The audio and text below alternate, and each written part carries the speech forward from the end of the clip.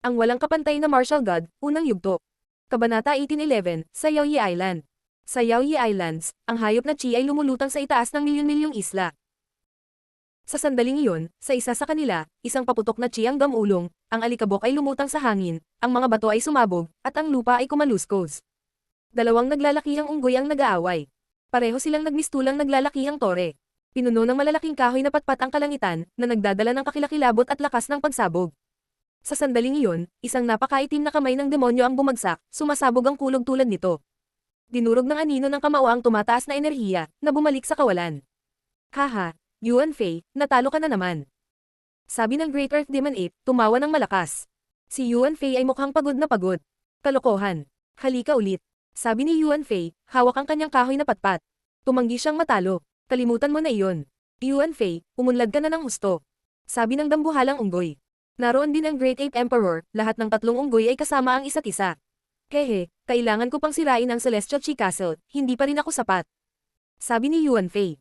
Noon, kontrolado siya ng Celestial Chi Castle, kailangan niyang maghiganti. Oo, ang iyong ama ay nasa bundok ng bulaklak at prutas pa sa maliit na mundo. Nagtataka ako kung kumusta na siya. Isip ng Great Ape Emperor. Kumikislap ang mga naglalakihang mata niya. Ang pasukan sa maliit na mundo ay malamang na seliado na, hindi na sila nakabalik. Lahat tayo ay gumawa ng mahusay na pag-unlad, Banroo, Lihen, Xingzan ay pawang mga emperador. Balang araw, babalik tayo at sisirain ang Celestial Chi Castle. Malakas na sabi ni Yuan Fei. Nagninangning ang kanyang mga mata. Yuan Fei. May tumawag sa sandaling iyon. Ilang tao na ang dumating. Inangat ni Yuan Fei ang kanyang ulo at nakita si Banroo at ang iba pa. Tumiti siya at sinabing, kakausap ko lang kayo, andito na kayo. Naghahanda ka na bang pumunta at maglakbay ng kaunti? Talaga. Kanina pa kami nakabalik.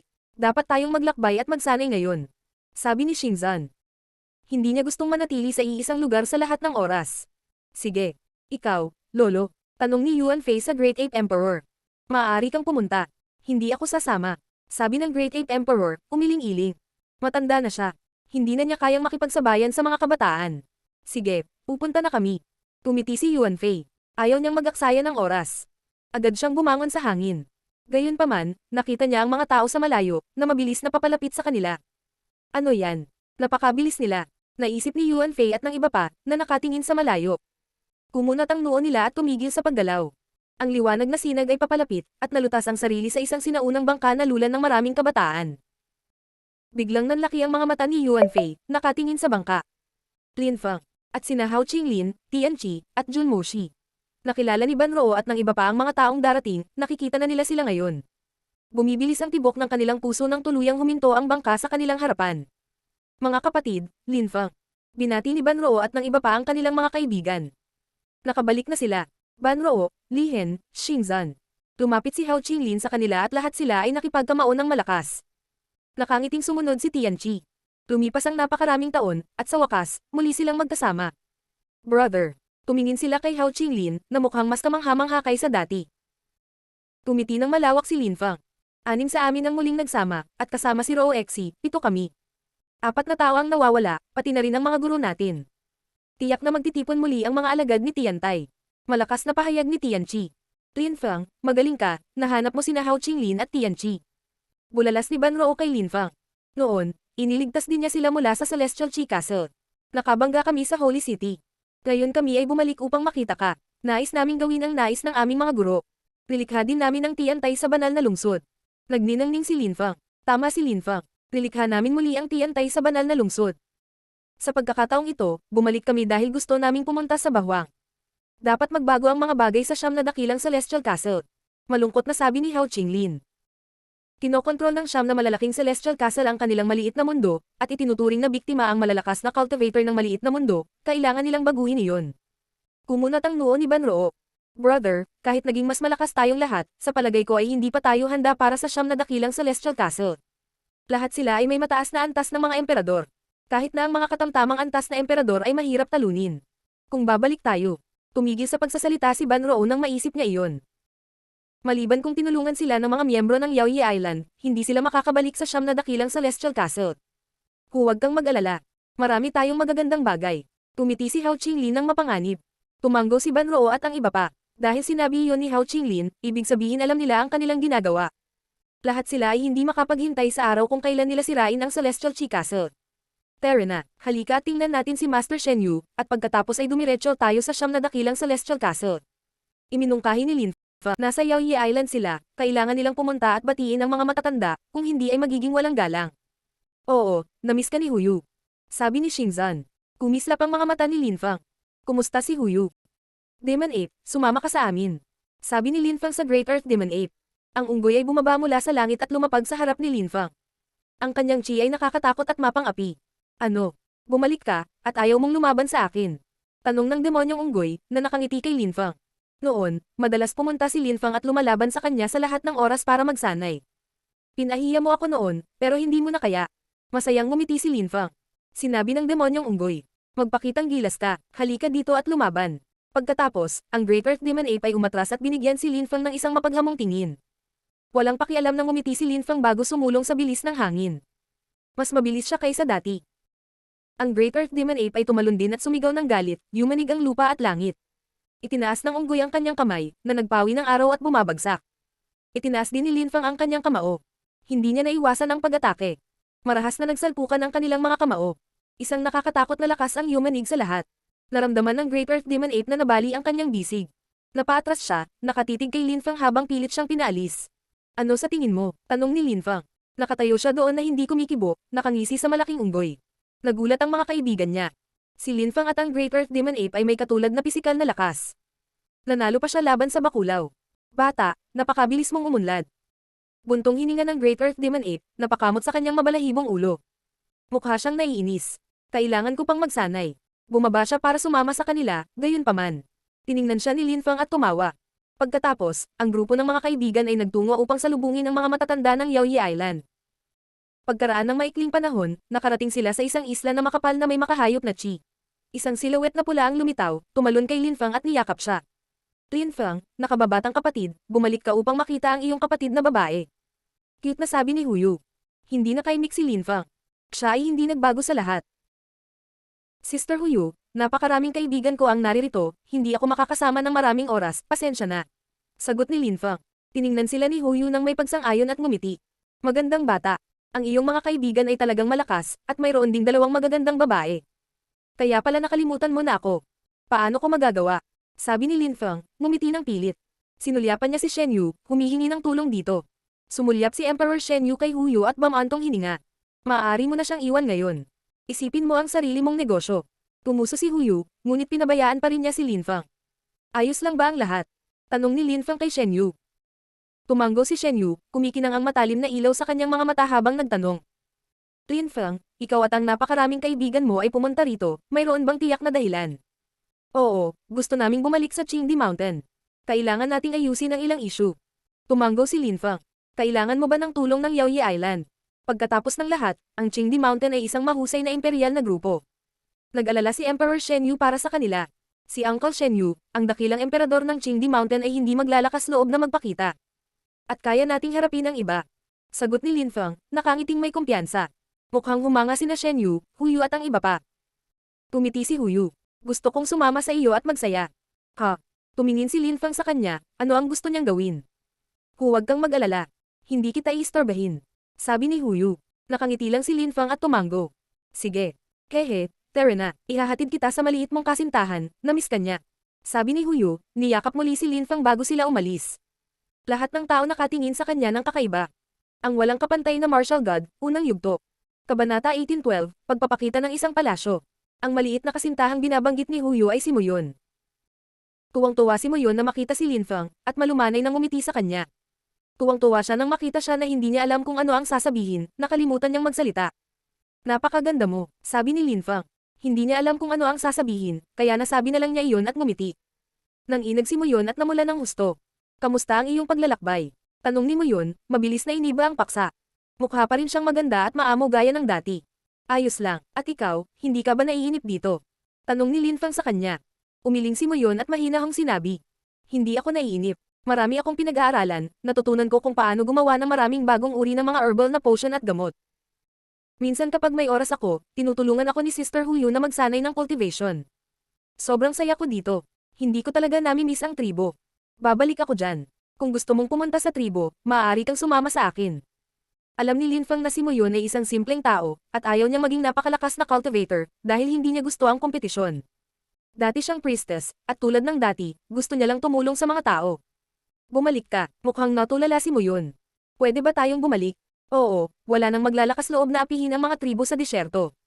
Dudurugin natin ang siyam na magagandang Celestial Castle. Saad ni Lin Feng, nakangiti at tumango sa kanya. Tumingin si Moyon sa kanyang kubo na may pawid nang lumabas ang isang matandang lalaki at sinabi sa kanya. Iyon, kung gusto mong bumalik, maaari mo. Maaari kang bumalik at manatili sa akin kung minsan. Guro, sabi ni Moyon. Tumingon si Huyu sa tabi niya, ngumiti at sinabing.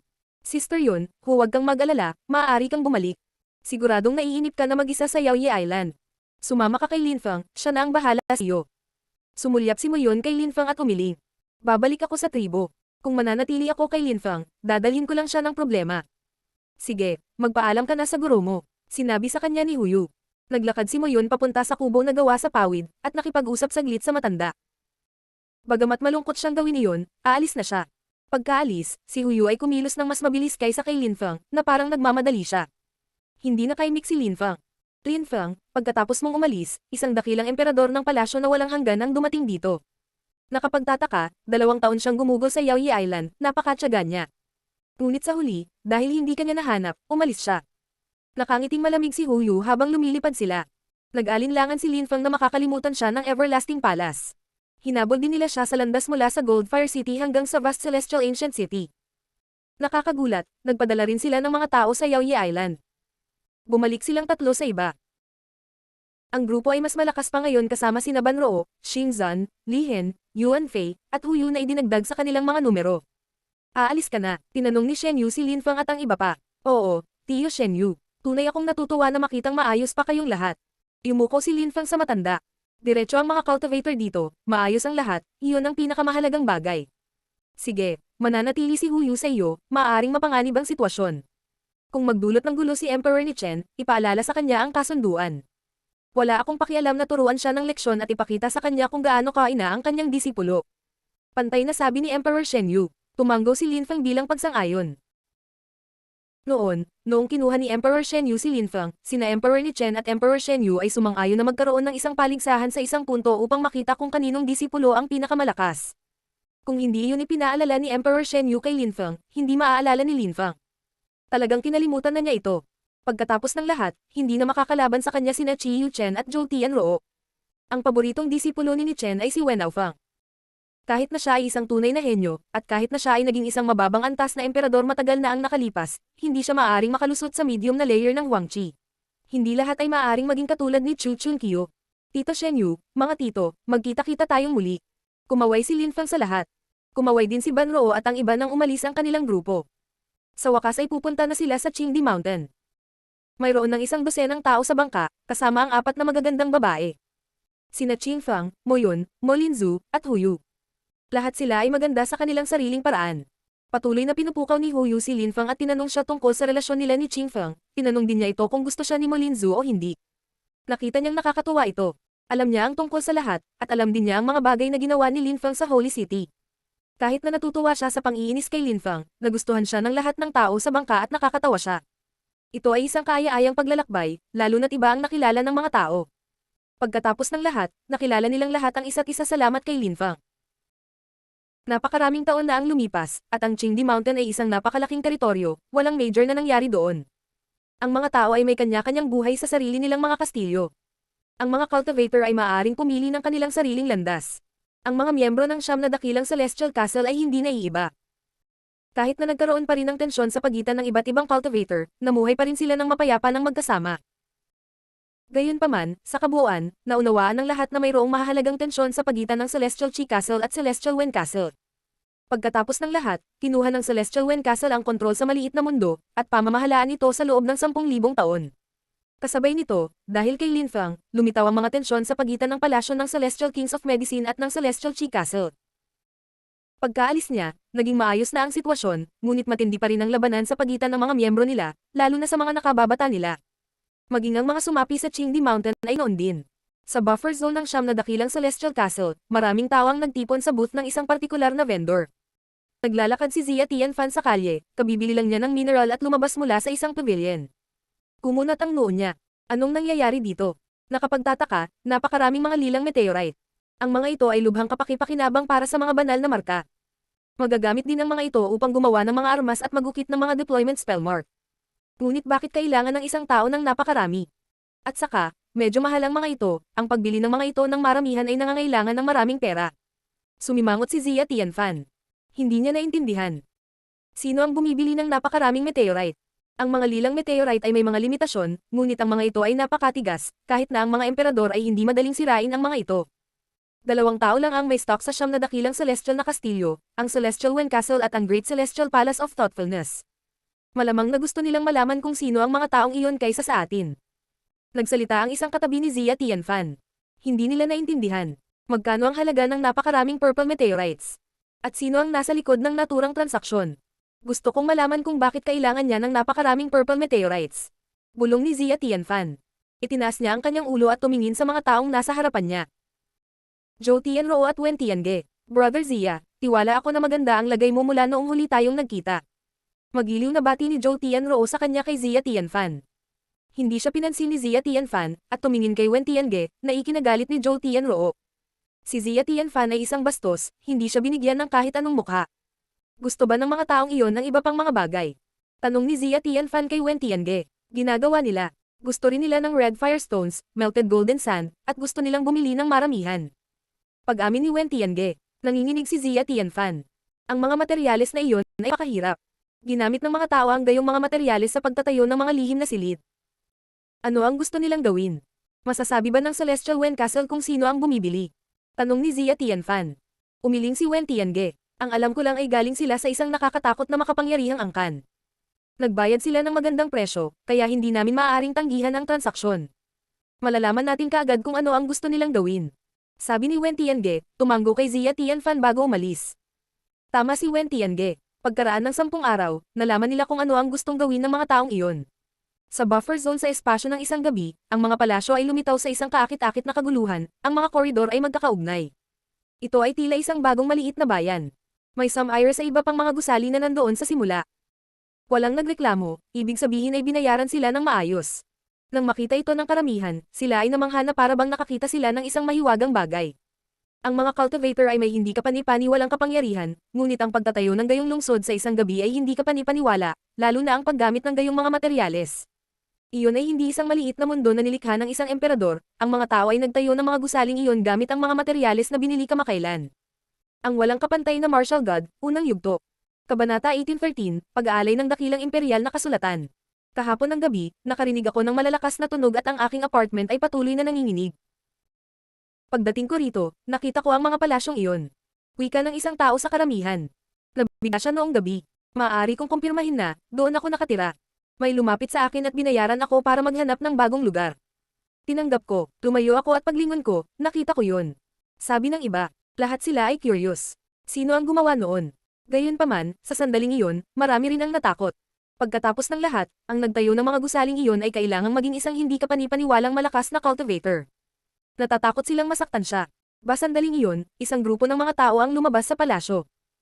Ang mga taong iyon ay mukhang ordinaryo, lahat sila ay mga ordinaryong zone cultivator.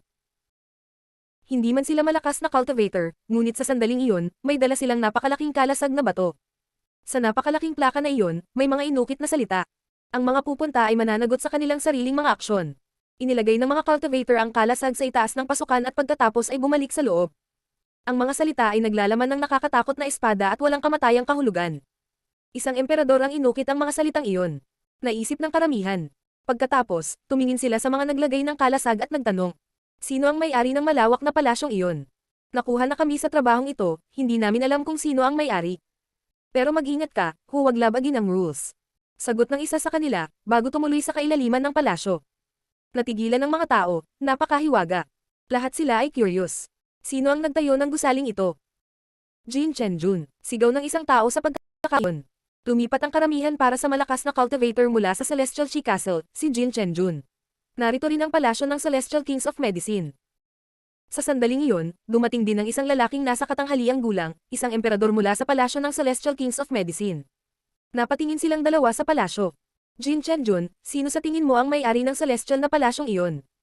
Tanong ng malakas na cultivator mula sa palasyo ng Celestial Kings of Medicine kay Jin Chenjun. Dapat tayong pumasok at tingnan. Tumiti si Jin Chenjun. Ang malakas na cultivator ng Palace of the Celestial Kings of Medicine ay ngumiti pabalik at sinabi. Alam kong napakalakas mo, kinokontrol mo ang gintong cosmic energy at matagal mo nang pinoprotektahan ng Celestial Chi Castle. Kaya dapat pumasok ka muna. Kahit na ang mga emperador ay natatakot na pumasok, naisip ng karamihan, nanginginig sa kabila ng kanilang sarili. Si Jin Chenjun at ang malakas na cultivator ng Palace of the Celestial Kings of Medicine ay parehong mga emperador, ngunit hindi sila nang ahas na pumasok. Ano ang nangyayari? Isang bagong grupo ng mga tao ang dumating at dumaong doon. Ang mga tao ay lumayo sa kanila ng maingat. Mukhang masaya si Jin Chenjun, nandoon ang Young Master.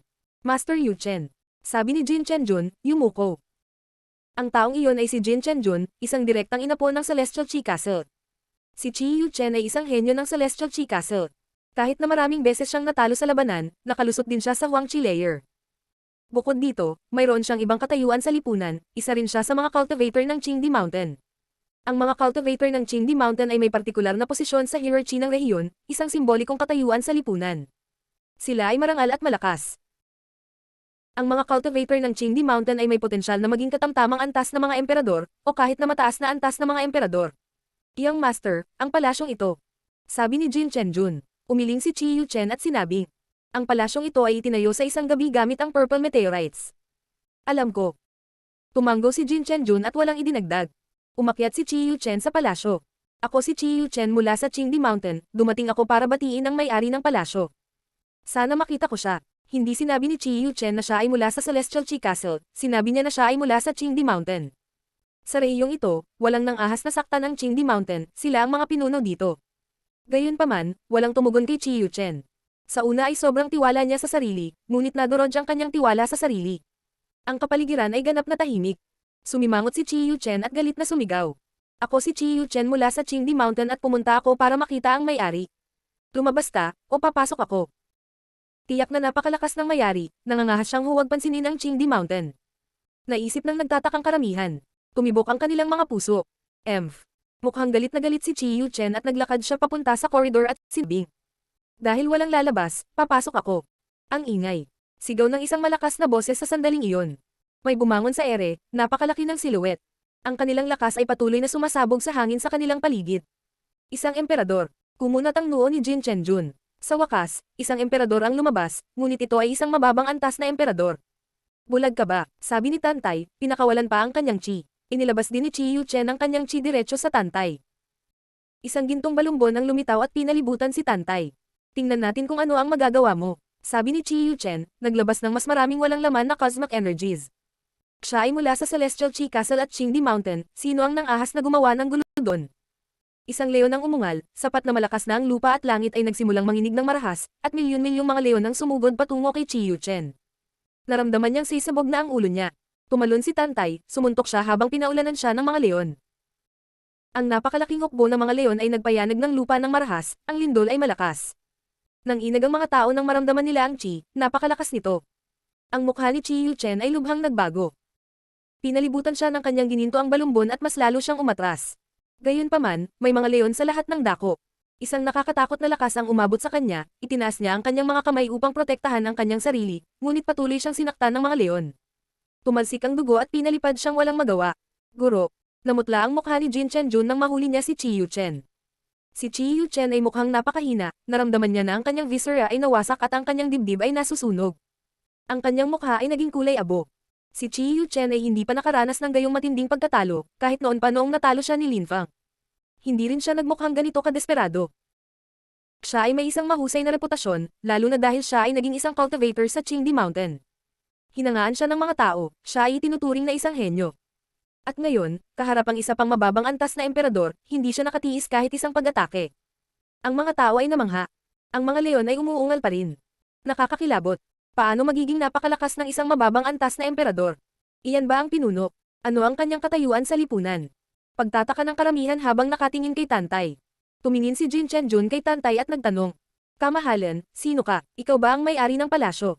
Sino ka sa tingin mo para kausapin ako? Kalokohan mo, kung may maglalakas loob na pumunta ulit dito, dudurugin ko sila. Sobrang agresibo na sigaw ni Tantay. Ang kanyang boses ay sumabog sa hangin at tumagos sa tainga ng mga tao. Pagkatapos, malamig siyang umungol, tumalikod, at nawala sa palasyo. Si Jin Chenjun ay natakot. Wala siyang karapatang kausapin siya. Naunawaan ni Jin Chenjun na wala siyang magagawa, kaya tumalikod siya at dinala si Chi Yuchen. Sumimangot at sabay na umalis ang malakas na cultivator ng Palace of the Celestial Kings of Medicine. Ilang tao ang naroon sa loob ng palasyo. Ang mga tao sa karamihan ay patuloy na nag-uusap tungkol dito. Napakalakas at nakakatakot ang taong iyon. Ang mga leon na iyon ay lumikha ng lindol at nagkaroon ng malakas na pagsabog. Kaya niyang i-pressure ang mga medium-level na emperor, at natalo niya si Chi Yuchen sa isang kisap mata. Magre-react kaya ang Celestial Chi Castle? Mabilis na kumalat ang balita sa siyam na dakilang Celestial Castle. Alam ng lahat na biglang lumitaw ang isang misteryosong palasyo, at may mga nakakatakot na emperador sa loob. Isang cultivator mula roon ang lubos na dinurog si Chi Yuchen mula sa Qingdi Mountain. Sa ikalawang araw, mas maraming balita ang kumalat, na ang palasyo ay lumikha ng isang sekta at sila ay nagre-recruit ng mga alagad. Ang pangalan ng sekta ay Tiantai. Nag-recruit ng mga disipulo si Tiantai, hindi gaanong mahalaga ang kanilang cultivation level. Ang mga taong hindi pa emperador ay nakatanggap ng mababang antas ng mga banal na kasulatan ng imperial, ang mga mababang antas ng mga emperador ay nakatanggap ng mga katamtamang antas ng mga kasulatan ng imperial, ang mga katamtamang antas ng mga emperador ay nakatanggap ng mga mataas na antas ng imperial na mga kasulatan. Ang pinakakamanghamanghang bagay ay ang mga taong naging pangunahing miyembro ng Tiantai ay nakatanggap din ng dakilang imperial na mga kasulatan. Mabilis na kumalat ang balita at namangha ang lahat sa siyam na dakilang Celestial Castle. Mabilis na narinig ng Qingdi Mountain ang tungkol dito, at lahat ay namangha. Ang mga dakilang imperial na kasulatan ay kamangha-mangha at bihira. Sa rehiyong ito, ang Qingdi Mountain lamang ang nangahas na magpadala ng mga dakilang kasulatan ng imperial, ngunit ngayon kung ang mga tao ay naging mga pangunahing miyembro ng Tiantai, maaari silang makatanggap ng dakilang mga kasulatang imperial. Ang walang kapantay na martial god, unang yugto. Kabanata 1814, Protektado. Sa Celestial Chi Castle, isang grupo ng mga tao ang nasa tuktok ng isang tiyak na kastilyo. Ang mga sugat ni Chi Yuchen ay gumaling na, ngunit saglit na hindi niya magagamit ang kanyang buong lakas. Ang kanyang mukha ay mahaba, hindi makakalimutan ang kahihiyan. Isang inapo ng Celestial Chi Castle, isang Qingdi Mountain cultivator, siya ay tinuturing na isang mahusay na cultivator dito, ngunit nakakagulat, ang bagong palasyong ito ay lumitaw, isang malakas na cultivator ang lumabas at nasugatan siya. Nakaranas siya ng matinding pagkatalo. Emperor Dong, ang Tiantai ay dating isang makapangyarihang grupo sa maliit na mundo, hindi ba't may problema? Malamig na tanong ng isang nasa katanghaliang gulang na lalaki kay Emperor Dong. Isang braso na lang ang natitira ni Emperor Dong. Noon, binato siya ni Lin Feng ng anteng-anteng at nawalan siya ng braso, na hindi pa rin niya nabawi. Alam niya na ang Celestial Chi Castle ay hindi mag-aaksaya ng mga mapagkukunan upang tulungan siya. Galit na galit si Emperor Dong. Kinasusuklaman niya si Lin Feng, ngunit sa kasamaang palad, noon, nakatakas si Lin Feng at nagpunta siya sa Yaoye Island. Sina Qi Yunsheng at Qi Yunlei ay pinatay ng mga miyembro ng Yaoye Island. Tandang-tanda pa niya ang mga pangyayaring iyon. Sa araw na iyon, hindi nagpakita ang mga pinuno ng siyam na dakilang Celestial Castle. Napilitan si Emperor ni Chen na umalis. Isinama ni Lin Feng si Yuan Fei at ang iba pa mula sa kanila. At ngayon ay lumitaw ang isang bagong palasyo, at lumikha sila ng isang bagong grupo, ang Tiantai, sa buffer zone ng siyam na dakilang Celestial Castle. Nagulat si Emperor Dong sa kanilang pangahas. Sa maliit na mundo, mayroong isang Tiantai, at si Lin Feng ay miyembro ng Tiantai, ngunit mayroon lamang silang mga Zone Cultivator noon. Maging ang kanilang dalawang emperador ay hindi ganoon kalakas. Ang isa sa kanila ay isang katamtamang antas na emperador, at ang isa ay isang mababang antas na emperador. Kahit na pagkatapos ng ilang taon, hindi sila maaaring maging mas malakas. Nagbibigay pa nga sila ng mga dakilang imperial na kasulatan sa mga pangunahing miyembro, sa palagay ko ay hindi ito maaaring pareho. Talagang iba sila. Hula ni Emperor Dong. Ang mga mata ng nasa katanghaliang gulang ay kumikinang. Tumingin siya kay Chi Yuchen at nagtanong, Yuchen, gaano kalakas ang cultivator na nakalaban mo, at anong mga kasanayan ang ginamit niya? Napakalakas niya. Kapag siya ay sumigaw, ang langit at lupa ay yumanig ng husto. Sinuntok din niya at lumitaw ang mga leon. Ang kanyang paglilinang, kasanayan, at pamamaraan ay hindi kapaniniwala. Kahit na sa Qingdi Mountain, walang maraming tao na maaaring makitungo sa mga naturang cultivator, at kahit na ang mga maaaring maging mga pangunahing disipulo. Sa tingin ko ay hindi ito pareho ng Tiantai na binanggit mo. Magkapareho lang sila ng pangalan. Pagsang-ayon ni Chi Yuchen. Ngunit itinayo ni Tiantai ang kanilang palasyo sa buffer zone, kaya kailangan nating mag-ingat. Sabi ng nasa katanghaliang gulang na lalaki. Ang Tiantai na ito ay talagang misteryoso. Tumitaw sila sa isang gabi, ni hindi nila alam kung sino ang nasa loob. Ito ay isang mapanganib na panahon. Dapat ba nating ipaalam sa pinuno ng kastilyo? Tanong ni Emperor Dong sa mahinang boses. Ang nasa katanghaliang gulang na lalaki ay malamig na tumingin kay Emperor Dong nang walang sinasabi. Ibinaba ni Emperor Dong ang kanyang ulo at nanginginig sa sarili. Kung sasabihin natin ito sa pinuno, iisipin niya mga basura tayo. Malamig na sagot ng lalaki. Hinatak ni Emperor Dong ang mahabang mukha. Pinagalitan siya na parang teenager. Maghanap ng ilang emperador, at ipadala sila sa Tiantay para tingnan kung ano ang nasa loob. Sabi ng medyo may edad na lalaki. Tumango naman ng iba. Ito ay isang emergency. Hindi lang ang Celestial Chi Castle ang naisip ang gawin iyon. Biglang lumitaw ang Tiantay, kaya kailangang malaman ng siyam na dakilang kastilyo sa langit kung sino sila. Dahil nagre-recruit si Tiantay ng mga tao, bakit hindi samantalahin ang pagkakataong iyon para makapasok at tuklasin ang Tiantay? Sa mga sumunod na araw, parami ng parami ang nagtungo sa buffer zone, ang daloy ng mga ito ay walang katapusan. Walang tumanggi si Tiantay. Ang lahat ng mga bagong dating ay ipinadala sa parehong patio. Ang mga recruiter ay sina Chinwo, Wo, at Tantay. Natural silang lahat ay estranghero sa siyam na dakilang Celestial Castle. Dahil ang Tiantay ay nagre-recruit ng mga tao, bakit kailangan nating maghintay dito? May nagtanong kay Chinwo. Naiinip na ang taong iyon. Isa rin siyang emperador, naparito siya upang kumuha ng mga sinaunang kasulatan. Hindi siya interesado kay Tiantay, maliban na lang kung si Tiantay ay sapat na makapangyarihan para siya ay bumangon bilang isang cultivator. Pasensya na po, inaayos namin ang lahat. Ikaw ang nagpasya na sumama sa amin. Mahinahong sagot ni Chinwo. Kalahating araw na kaming naghihintay. Hanggang kailan pa ba tayo maghihintay? Maaari mo bang sabihin sa amin ng eksakto? Tanong ng iba. Sumimangot si Chinwo at malamig na ngumiti. Alam na niyang may mga taong makinis. Nagre-recruit kami ng mga tao, hindi kami nagre-recruit ng mga lolo. Kung ayaw mong maghintay, maaari kang umalis. Malamig na tugon ni Chinwo. Maraming tao ang humagulgol sa paglala. Nandito na kami, paano kami aalis? Dapat mong sabihin sa amin kung bakit kami naghihintay, o hindi bababasa, ibigay sa amin ang mga sinaunang kasulatan na ipinangako mo. Ang hiling ng iba. Talaga. Sa tingin mo kaya mo kaming paalisan kapag gusto mo. Nakakabaliw ka, may ibang nagsalita. Naiinip na talaga ang karamihan. Hindi pa ako nakakita ng gayong mapagmataas na disipulo. Malakas na nagmura si Tantay. Tinitigan ni Wu ang mga taong iyon, ang kanyang mga mata ay puno ng nagbabagang araw. Hindi niya gustong harapin ang mga bagay na ito, ngunit dahil natalo siya kay Lin Feng noon, kailangan niyang sundin ang kanyang mga utos. Gayunpaman, walang pakialam si Lin Feng sa mga taong ito. Isa lang ang sasabihin ko sa iyo, kung ayaw mong maging bahagi ng Tiantay, umalis ka na. Walang pumipilit sa iyo na manatili dito. Kung may magsalita ulit ng kalokohan, papatayin ko. Walang emosyong saad ni Wu. Sumimangot ang karamihan. Ang mga cultivator ng Zun ay nanatiling tahimik, syempre. Sa mga taong gustong-gusto ang mga sinaunang kasulatan, mayroon ding mga taong walang pakialam sa paghihintay, lalo na kung ganoon kalakas ang Tiantay. Sa hinaharap, makakalaban nila ang siyam na magagandang Celestial Castle. Walang pakialam ang mga cultivator na maghintay ng ilang araw para sa mga ganoong bagay. Ang yabang. Malamig na tugon ng isang emperador. Bits.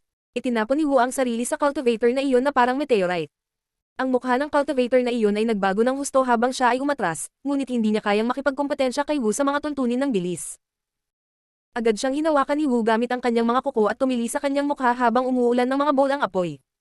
Nakita ng karamihan ang katawan ng taong iyon na nagkawatak-watak, at pagkatapos ay nagkalat ang cosmic energies. Nagulat ang mga tao doon. Napatay niya ang isang emperador sa isang kisap mata. Ang mga taong ito ay napakalakas. Tila mas malakas sila kaysa sa iba sa parehong antas, naisip ng ilang mga emperador. Ang Tiantay ay isang makapangyarihang grupo kung ganito kalakas ang kanilang mga mababang antas na emperador. Ang mga mababang antas na emperador mula sa rehiyon ay hindi nakatiis ng isang pag-atake laban sa kanila, maging ang mga cultivator ng Qingdi Mountain tulad ni Chi Yuchen. Ang pinaka-nakakatakot na bahagi ay ang mga taong ito ay napakalupit din. Wala silang pakialam, pinatay lang nila ang mga emperador kung gusto nila, at hindi nila iginagalang ang mga taong tulad ni Chi Yuchen. Sa itaas ng hangin, si Wu ay napapalibutan ng apoy. Sinulyapan niya ang karamihan ng tao, at nagtanong. Mayroon pa bang hindi nasisiyahan? Papatayin ko sila. Ang iba ay nanatiling tahimik, hindi nangangahas na guluhin siya. Kakatay lang niya ng isang emperador na parang bata. Sa rehiyon ng siyam na dakilang celestial na kastilyo, ang mga emperador ay napakalakas na cultivator ngunit sa animal world, ang mga emperador ay mga ordinaryong tao. Gusto kong bigyan ng babala ang lahat, kung gusto mong sumali sa Tiantay dahil nagtatanim ka ng masamang intensyon, asar ka. Kung hindi, pagdating ng panahon, wala kang oras para makatakas. Malungkot na saad ni Chinwo. Ang mga undercover na ahente na ipinadala ng siyam na dakilang Celestial Castle ay labis na kinabahan, gaya ng inaasahan kong alam ni Chinwo na may mga ganoong tao sa mga aplikante.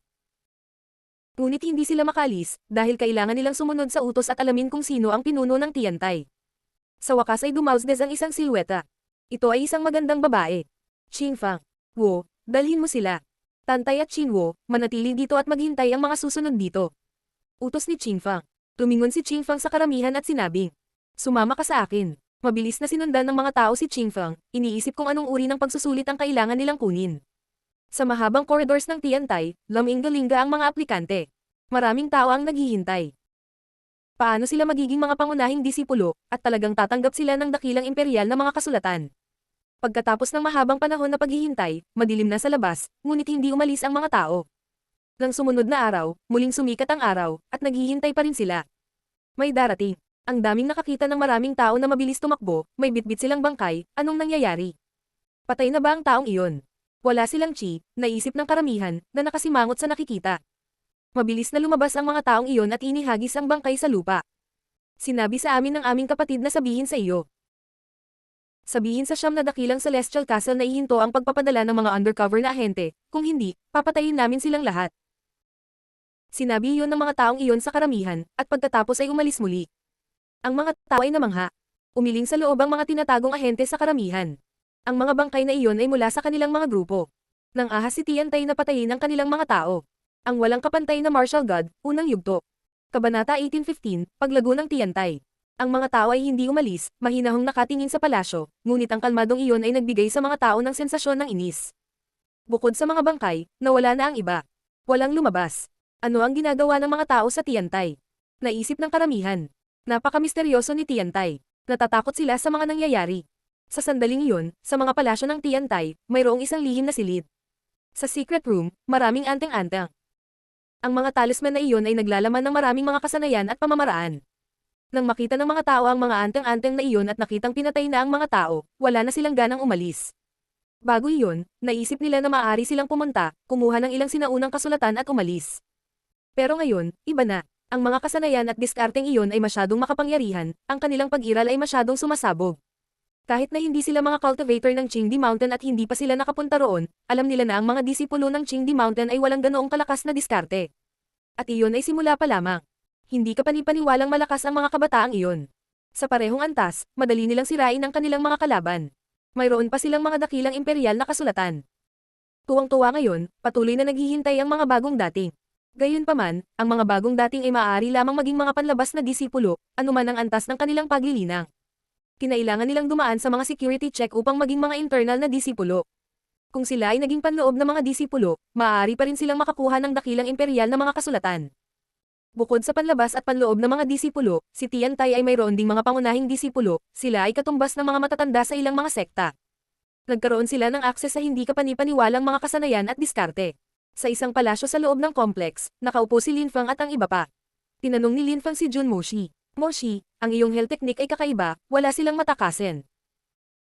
Sinaatake nito ang determinasyon ng mga tao, ngunit ang mga may determinasyon na mas malakas kaysa sa akin ay hindi apektado. Sabi ni Jun Moshi na may tahimik na ngiti.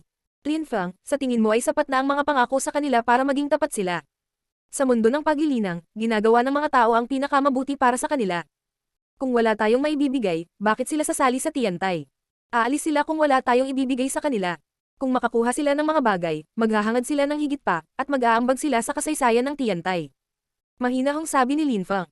Tama si Lin Feng. Tsaka hindi naman siguro sila matulad sa amin, para kaming magkapatid. Ang gusto natin ay kaayusan sa lipunan, hindi katapatan. Tumanggo si Hao Qinglin. Kaya ano ang susunod nating gagawin? Tanong ni Yuan Fei, ang kanyang mga mata ay kumikinang sa malamig na ilaw. Gusto talaga niyang pumunta sa Celestial Chi Castle at patayin sila. Inalipin nila siya. Huwag magmadali.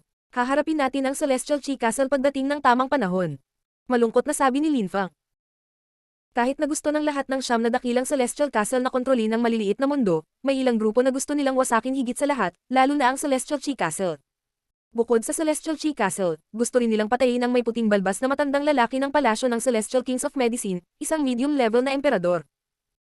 Naalala ni Lin Feng ang matandang iyon, at talagang gusto siyang patayin. Pinaluhod niya ang kanyang guro. Kinailangan ni Lin Feng na sirain ang palasyo ng Celestial Kings of Medicine. Sa mga sumunod na araw, walang nangyaring major sa Tiantai. Napakakalma noon. Gayunpaman, sa iba't ibang mga silid, dumami ang mga tao. Iyan ang mga bagong dating. Parami ng parami ang gustong sumali. Ang ilang mga tao ay gustong sumali dahil sila ay mausisa, o dahil gusto nilang makakuha ng sinaunang mga kasulatan. Gayunpaman, pagkatapos sumali sa Tiantai, hindi na muling lumabas ang mga tao. Napakatahimik ng kapaligiran. Napansin din ng karamihan na ang dalawang katamtamang antas na emperador ay sumali sa Tiantai. Nanatili sila doon at hindi pa lumalabas. Ang mga tao ay namangha, ang Tiantay ay lumalawak pa rin. Ang mga bagong gusali ay lumitaw tuwing umaga at sila ay mas malaki at mas malaki. Nagsimula ring lumitaw ang hamog sa paligid ng Tiantay. May impresyon ng mga tao na nakatingin sila sa isang ilusyon nang tumingin sila sa mga gusali ng Tiantay. Naunawaan ng karamihan na mayroong isang malakas na deployment spellcaster sa Tiantay. Naalala nila ang mga lilang meteorite na binili, ang mga iyon ay lubhang kapaki-pakinabang para sa mga deployment spells. Naisip nila ang lahat ng itayo ang Tiantay. Ngayon ang mga gusali ay protektado ng hindi kapani-paniwalang malakas na deployment spells. Mabilis na bumangon ang misteryosong grupong ito na tinatawag na Tiantay. Kahit na ang siyam na magagandang Celestial Castle ay hindi na protektahan ng mga deployment spell. At ngayon na ang mga tao ay nagsisimula ng bigyang pansin ng Tiantay, kahit na ang mga pinuno ng siyam na dakilang kastilyo sa kalangitan ay hindi maaring patuloy na baliwalain ang mga ito. Ngayon, maraming tao ang nagtipon sa buffer zone. Sa pagkakataong ito, ang mga tao ay nagmula sa lahat ng dako, kabilang ang maraming katamtamang antas na mga emperador. Hiniling tayo ng Celestial Chi Castle na pumunta dito. Tanong ng isang malakas na cultivator mula sa Celestial Wen Castle, nakatingin sa isang nasa katanghaliang gulang na lalaki mula sa Celestial Chi Castle. Sa mga araw na ito, ang namamahala sa mga foreign affairs sa Celestial Chi Castle ay si Chi Yunlin. Noon, si Chi Yunsheng ay pinatay ng mga cultivator mula sa Yaoyi Island, at pagkatapos ay ang cultivation ni Chi Yunlei ay baldado, kaya ang Chi Yunlin ay nagsimulang tumaas. Siya ay napakalakas at inapi si Chi Yunxiao. Parang hindi mo alam, Kuya Wen, bumabangon si Tiantay. Wala kang pakialam. Sabi ni Chi Yunlin na walang pakialam. Si Chi Yuchen ay isa sa mga cultivator ng Qingdi Mountain at siya ay inatake. Napakatyaga mo, hinayaan mo silang bumangon. Sagot ng malakas na cultivator ng Celestial Wen Castle, nakangiting mahinahon. Galit na kumislap ang mga mata ni Chi Yunlin. Pinagtatawanan siya ng malakas na cultivator ng Celestial Wen Castle. Gayunpaman, mabilis niyang kinontrol ang kanyang sarili at walang pakialam na sumagot. Sumisikat ang Tiantay. Problema nating lahat. Tsaka mysterious sila, hindi ba lahat kayo kinakabahan kasama sila? Brother Chi, ano sa palagay mo ang dapat nating gawin, kung gayon? Tanong ng lalaking may puting balbas mula sa palasyo ng Celestial Kings of Medicine. Siya ang malakas na cultivator na nagpaluhod kay Emperor Yu. Siya ay may mataas na katayuan sa lipunan sa loob ng palasyo ng Celestial Kings of Medicine. Gusto ko ring malaman kung ano ang balak mong gawin, Brother Chi. Wika ni Zhou Tianxiao, ang nakatatandang kapatid ni Zhou Tianruo. Siya ay napaka-talented at medyo malakas. Matagal na siyang nakalusot sa Huangqi Layer. Ang kanyang cosmic energies ay nasa level 8 na, at siya ay palapit ng palapit sa pagiging isang medium level na emperador. Maraming tao ang nagsabi na siya ay magiging isang medium level na emperador sa loob ng 10 taon. Ang Great Celestial Palace of Thoughtfulness ay nakakabit ng napakahalaga kay Zhou Tianxiao. Dahil naitatag ni Tiantay ang kanilang grupo sa buffer zone ng siyam na dakilang Celestial Castle, hindi tayo pwedeng umupo lang at manood. Kailangan nating gumawa ng isang bagay, kailangan nating pumunta doon at maunawaan ang mga detalye. Pagkatapos nito ay maaari na tayong magpasya kung ano ang gusto nating gawin, ano sa tingin nyo? Iminungkahi ni Chi Yunlin. Ang malakas na cultivator ng Celestial Wen Castle ay ngumiti at nagsabi. Noon pa man ay alam kong maingat kang tao, Chi Yunlin. Akala ko diretso kang pupunta doon at papatay ng mga tao simula nang ipahiya kanila. Walang pakialam si Chi Yunlin sa sinabi ng malakas na cultivator mula sa Celestial Wen Castle. Ang Tiantay ay isang misteryosong grupo, at walang nakakaalam tungkol sa kanila. Imposibleng mag-isa silang pumunta doon. Sa tingin ko tama si Brother Chi. Misteryoso ang Tiantay at sa tingin ko naaalala pa rin ng lahat si Lin Fang. Nagsalita ang isang malakas na cultivator mula sa Celestial Sikong Castle sa sandaling iyon. Nanatiling tahimik ang lahat. Naalala nilang lahat si Lin Fang. Noon, nabigo ang Celestial Chi Castle na patayin siya. Personal na dumating si Emperor Li Chen, at nagawa pa rin ni Lin Fang na makatakas sa tulong ng mga cultivator ng Yaoyi Island. Sa maliit na mundo ni Lin Fang, umiral si Tiantay at miyembro siya ng grupong iyon. Sabi ng malakas na cultivator mula sa Celestial Sikong Castle. Nagliwanag ang mga mata ng mga tao. Anong ibig mong sabihin ay bumalik na si Lin Fang? Tanong ng iba. Siguro, kailangan nating maunawaan kung ano ang nangyayari upang matiyak ang ating kaligtasan. Tugon ng malakas na cultivator mula sa Celestial Sikong Castle. Naunawaan ng lahat ang ibig niyang sabihin. Ang lugar na ito ay kanilang teritoryo, at ngayon ay tumataas ang Tiantay dito. Ito ay mapanganib, lalo na kung sila ay patuloy na lumalaki. Sa humigit kumulang 10 araw, naging medyo malaki na sila. Sumasang-ayon ako. Sabi ng malakas na cultivator mula sa Great Celestial Palace of Thoughtfulness. Tumango ang lahat. Dahil lahat ay sumasang-ayon, magpadala tayo ng ilang tao sa Tiantay. Sabi ni Chi Yunlin. Sumangayon ang lahat. Ang siyam na dakilang Celestial Castle ay gustong magkapit-bisig. Kahit na si Tiantay ay misteryoso, kailangan nilang bigyan ng mukha ang siyam na kastilyo.